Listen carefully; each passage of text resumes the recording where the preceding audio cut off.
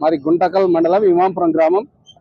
నేను ఇంతకుముందు గుంటకల్ నందు బీజేపీ మండల ప్రెసిడెంట్గా పనిచేసినాను. అదేవిధంగా ప్రస్తుతం బీజేపీ జిల్లా ఎగ్జిక్యూటివ్ మెంబర్గా ఉన్నాను.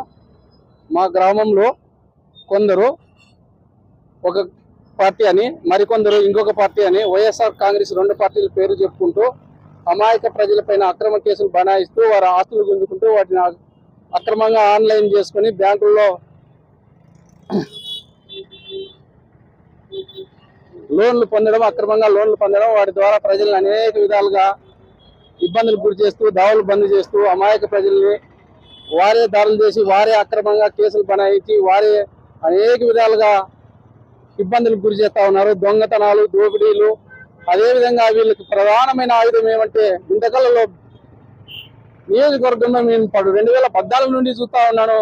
బ్రోకర్ల ద్వారా పరిపాలన సాగిస్తా ఉంది. ఎమ్మెల్యేల ద్వారా పరిపాలన సాగడం లేదు. శాసనసభ్యులు నియోజకవర్గంలో ఇన్ఛార్జ్ వ్యవస్థను పెట్టుకుని ఆ ఇన్ఛార్జీలు వాళ్ళ కింద బ్రోకర్లను పెట్టుకుని ఆ బ్రోకర్ల ద్వారా ఈ ఇల్లీగల్ కాంట్రాక్ట్ ఒక ముఠాగా ఏర్పడి ఈ విధంగా అధికారుల పైన ఒత్తిడి తెచ్చి అదేవిధంగా కరప్షన్ అధికారులని లోబరుచుకొని ఈ భూములు రైతులని అక్రమంగా రిజిస్ట్రేషన్ ఆన్లైన్ చేసుకోవడం, తద్వారా వారికి ఎవరైనా అడ్డు చెప్తే విద్యార్థులపైన, రైతులపైన అక్రమ కేసులు పెట్టి రౌడీ సీట్లు తీస్తా ఉన్నారు.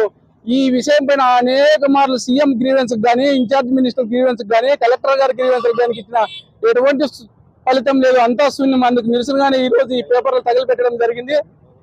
ఎందుకు తగలబెట్టినారు కలెక్టర్ ఆఫీస్ ముందర పేపర్లు?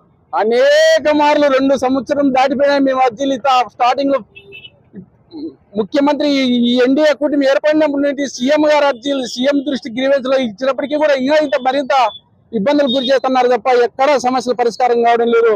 అందువిధంగా అనేక మంది బ్రెయిన్ స్ట్రోక్లు వచ్చి రైతులు చనిపోతా ఉన్నారు. నేను ఆ బాధను చూడలేకనే ఎన్నిసార్లు ఇచ్చినారు అర్జీలు? అన్ని లెక్కలేని సార్లు ఇచ్చినాం. 5-6 జతలు చెప్పులు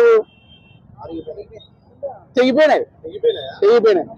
మేము ఎంత డబ్బులు నష్టపోయామో, ఎంత సమయం వృధా చేసుకున్నామో, ఒక పార్టీలో పనిచేస్తూ కూడా ఈ విధంగా మేము ప్రజలకు ఏం చేయలేకపోతున్నాం. మా కుటుంబ సభ్యులకు కూడా ఏం చేయలేకపోతున్నాం. మా కుటుంబ సభ్యులు కూడా చనిపోతా ఉన్నారు. ఈ నిస్సహాయంగా చూడడం తప్ప మేమేం చేయలేకపోతున్నాం. కాబట్టి ఈ పేపర్ల ద్వారా ఏం పని జరగడం లేదు, ఈ గ్రీవెన్స్ల ద్వారా ఏం పని జరగడం లేదు. మొత్తం పైన ఎవరి ద్వారా జరుగుతుందంటే ఇన్ఛార్జీలు పెట్టుకున్నారు చూడండి, శాసన నియోజకవర్గ సభ్యులు. ఆ ఇన్ఛార్జీల కింద బ్రోకర్ల ద్వారా పని జరుగుతుంది. మేము ఆ బ్రోకర్లు మాత్రం అప్రోచ్ కాలేకున్నాం. హయ్యర్ అథారిటీ డీజీపీ గారికి ఇచ్చినా కూడా ఫలితం లేదు, కలెక్టర్ గారికి ఇచ్చినా ఫలితం లేదు, ఎస్పీ గారికి ఇచ్చినా ఫలితం లేదు. ఇదంతా పరిపాలన శూన్యమని తెలియజేయడమే కోరికే చెప్తా ఉన్నాం. ఇక్కడ కొంతమంది మంత్రులు చెప్తా ఉంటారు, మీ నియోజకవర్గంలో పని జరగకపోతే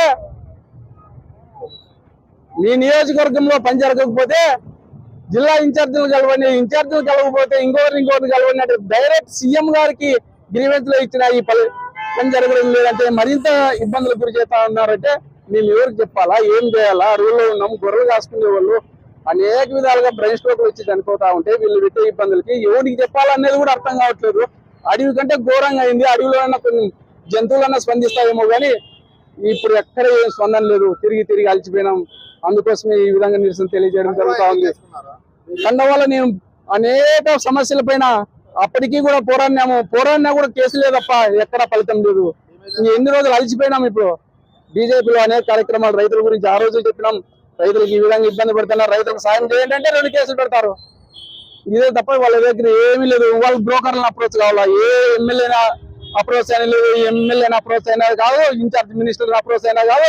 ఆఖరికి సీఎం కోసం వెయిట్ చేసి సీఎం గ్రీవెన్స్ లో అర్జీలు ఇచ్చినప్పటికీ మరింత ఇబ్బందులు జరుగుతున్నాయి తప్ప ఎక్కడ సమస్య పరిష్కారం కావడం లేదు. గుంతకల్ నియోజకవర్గం.